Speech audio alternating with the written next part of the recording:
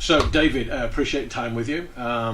I wanted to just spend a little bit of time and understand, how you got involved with DataTorrent, and what do you think about it, and what do you do? So, stepping back a little bit, let's just do sort of rank or serial number. So, who are you? What do you do for a living? How long have you been doing it? And how did you get here?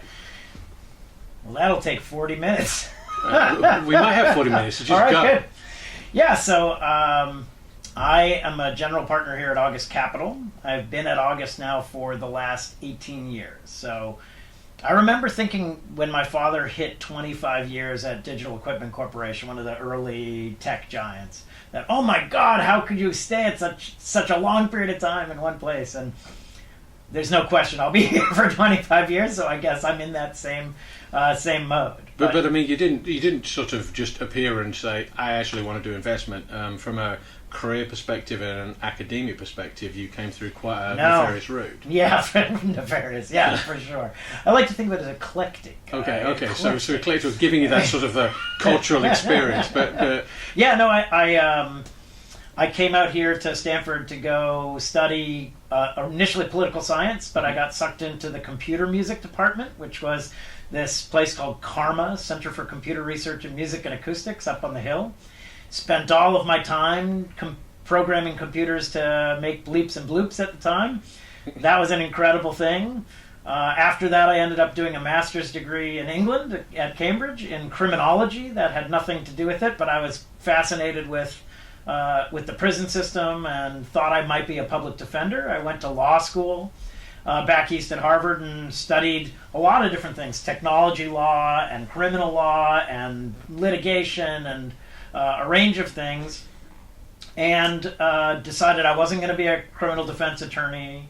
I ended up as a litigator in a big firm, and it turned out that while that was fun, it was probably not the perfect fit for me. And I moved back to the Bay Area here, in particular because of a connection that will lead to DataTorrent. So in my freshman dorm at Stanford was a young, very smart guy named Jerry, and Jerry went on to found Yahoo. So Jerry Yang and I and a group of our friends hung out as 18-year-olds, and now, fast forward, I forget, 10 years or so later, Jerry had started Yahoo, the internet was erupting, and I moved out to the Bay Area to start working with startups. But I was a corporate attorney, I was working with startups, and I thought this was a path to becoming an in-house counsel, which seemed like a reasonable thing for me to do. And then I started working with startups and was blown away. Like, holy cow, startups are amazing. They're a conglomeration of really smart people with some idea that's going to change the planet, and the odds are extraordinarily hard, and and yet it's full energy and full force behind just this amazing ideas and amazing people. And so I fell in love with startups. I stopped sleeping. I was working all day and all night, working with amazing companies. And in 2000, the partners at August Capital, who had gotten to know me through one of the companies I represented, said, "Hey, David, have you ever thought about the venture business?" And by then, I knew enough about the venture business to say, like, "Oh, yes, count me in." And they said, lawyers suck at this, and you'll probably fail, but we kind of like you, and so why don't you come over, and if it works, great, you can be a VC, and if it doesn't, we like you, and we'll hire you as a lawyer. And I said, all right, sounds good to me.